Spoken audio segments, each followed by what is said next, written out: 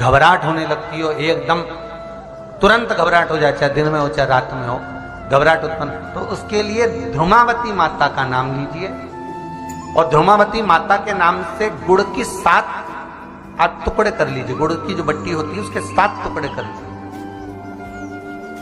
और ध्रुमावती माता के नाम से जहां पर गौरी और शंकर दोनों विराजमान हो, तो शंकर भगवान का जहां शिवलिंग हो और शिवलिंग के साथ में पार्वती जी शंकर के साथ नीचे ही बैठी हो, सामने दीवार पर या ऊंचाई पर ना।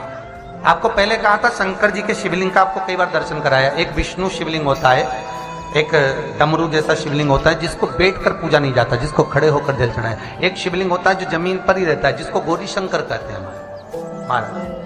तो गौरी शंकर का स्मरण कर कर, उमा महेश का स्मरण कर कर, जो शिवलिंग जमीन पर हो और पार्वती जी भी जमीन पर ही स्थापित, गौरी शंकर का स्मरण कर कर शुक्रवार के दिन शंकर भगवान पर प्रदोष काल में समय के शाम के समय पर सूर्य अस्त के कुछ ही क्षण में वो गुड़ की डिलियां आप शंकर भगवान को चढ़ा दीजिए और गौरी माता का स्मरण कर कर उसको उठाकर ले आइए।